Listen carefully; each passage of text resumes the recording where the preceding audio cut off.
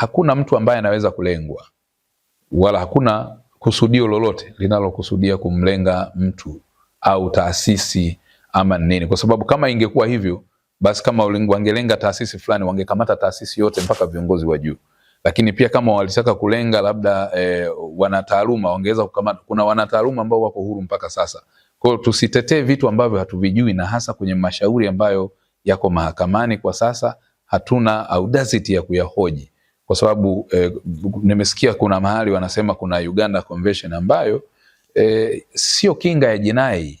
Yani ninapokuwa mhadhiri, ninapokuwa mwanasheria, ninapokuwa waziri, ninapokuwa mbunge, unapokuwa mfanyabiashara au mwanasiasa, unapokuwa mkulima, mfugaji, mtu awaye yoyote, hakuna mtu aliye juu ya sheria.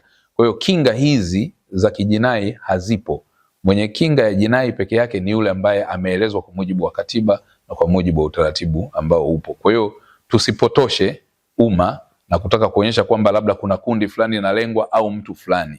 La hasha, hakuna kitu kama hicho, isipokuwa matishio tuliyaona ya uvunjifu wa amani tarehe 7 mwezi wa 7 yaliyopangwa, yaliyoratibiwa, wapo waliohusika, lakini jeshi la polisi lilitoka na kutoa tamko kupitia msemaji wa jeshi la polisi, anakuitadharisha na kuonya umma kwamba watu wasijihusishe na jinai. Lakini hatua ya pili, wakati pia kukaribia tarehe 7, jeshi la polisi lilitoa tamko jingine. Nadhani wametoa matamko na tahadhari na maonyo zaidi ya 4 kabla ya tarehe 7, na la mwisho limekuja kutolewa hivi jana, nadhani kama nakumbuka, ambalo nalo pia lilikuwa likitoa taarifa ya juu ya watu zaidi ya 130 waliokamatwa wakiwa na makosa mbalimbali. Wapo ambao walionyesha na viashiria vya charges ambazo zimetolewa za ugaidi, na wengine wengi si katika mlengo huo, labda pengine wamevunja sheria, kanuni za adhabu. Kwa hiyo kwa sababu ni jambo ambalo liko mahakamani, sina sababu ya kulizungumza kwa kina zaidi. Tuache haki itendeke. Ambaye atakuwa hana makosa kwa mujibu wa ushahidi, vielelezo na maelezo atakayoyatoa, basi atakuwa mtu huru.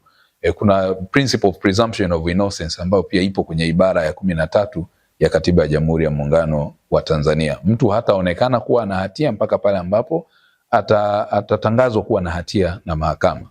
Kwa hiyo hili jambo nadhani si vema kuendelea kupotosha kwenye mitandao, tuiachie mahakama na wala hakuna lengo. Sasa kama ukikuta kwamba kuna taasisi fulani au watu wamejikuta kwamba wengi ndio wahalifu, sasa hilo litakuwa ni bahati mbaya sana, sio kazi yetu sisi. Lakini waliokuwa wanatafutwa ni wahalifu ambao wametishia au wametenda au hawakutenda mambo ambayo yanapelekea kuvunja haki za wengine, kuharibu uchumi wa nchi, lakini pia kutishia shughuli za kijamii zisiendelee, ama kufanya mambo mengine na mipango mingine ya kijinai. Lakini kama imetokea sasa kuna eneo moja la watu wengi zaidi wameonekana kuwa ndio walikuwa hilo, basi inawezekana kwa namna moja au nyingine ni sura ya kwamba kumbe lilikuwa limepangwa hili jambo na kuratibiwa nao.